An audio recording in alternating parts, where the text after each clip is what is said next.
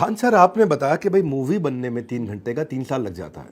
अब 3 घंटे का मूवी बनने में 3 साल लगता है, उसमें इतना विजुअलाइजेशन, इतना तैयारी होता है।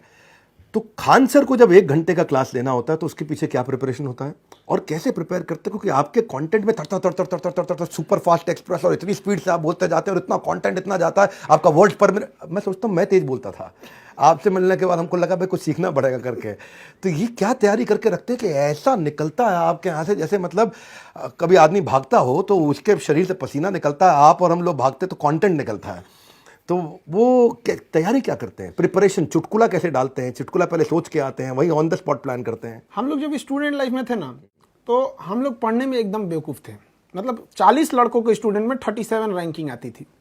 अब बहुत हालत ख़राब था। कभी कभी ऐसा लगा कि मतलब अब हम लोग के बस का पढ़ाई नहीं है। तो एक चीज़ हमको समझ में नहीं आया था, साइंस या कुछ चीज़ें ऐसी थी जो उसको समझ में नहीं आ रहा था। तो मेरे एक दोस्त हमको बताया, पूरा बेहतरीन समझ में आ गया। तब समझ में आया कि मेरी गलती नहीं, पढ़ाने वाले लोग को लगा कि उनके बराबर हमको भी नॉलेज है।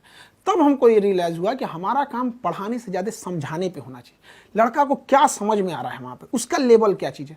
तो शुरुआत में काफ़ी मेहनत हुआ था कि कभी 2-3 लड़कों को समझाते थे कि तुम समझा कि नहीं समझा। हम खास करके उस फील्ड के इंसान को समझाते थे जिसको कोई लेना देना नहीं। अब जैसे क्वांटम फिजिक्स पढ़ाना है तो किसी नॉर्मल इंसान को लो जिसको फिजिक्स से कोई लेना देना नहीं, हल्का भी इंटरेस्ट आ रहा है, मतलब थोड़ा ठीक ठाक जा रहे हैं आप।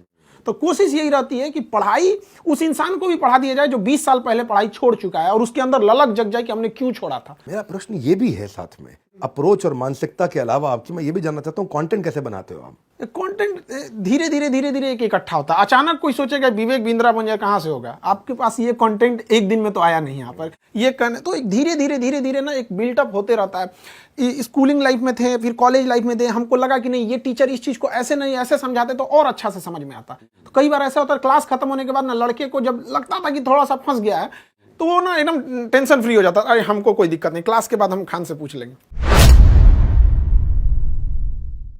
कटप्पा ने बाहुबली को क्यों मारा, ये प्रश्न तो देश में बहुत हुआ। एक और प्रश्न देश में बहुत है, वो ये है कि खान सर का असली नाम क्या है? आपको इतना नॉलेज है खान सर, क्या खान सर ने कभी यूपीएससी ट्राई किया?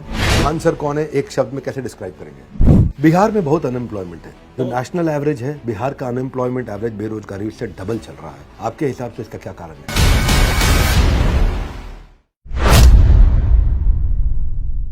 मैंने एक बच्चे का इंटरव्यू देखा कि वो गांव से आया। अच्छा, वो बच्चा जो है आकर के एनटीपीसी की कुछ तैयारी कर रहा था, घर वाले 3,000 रुपये महीना दिए, 1,500 रुपया जो है जिसमें उसका किराया निकल जाए और आप खाली 250 में पढ़ा दे और 1250 में वो घर भी चलाए।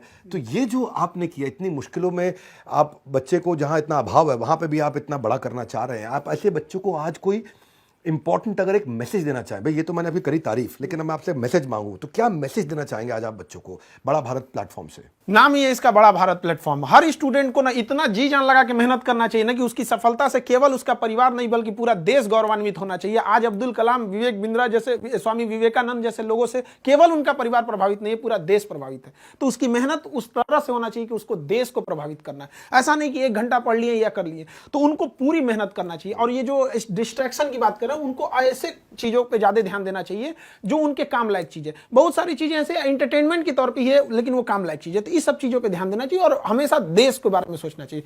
ग्लोब पे हमारे काम का कोई इफेक्ट पड़ रहा है या नहीं पड़ रहा है।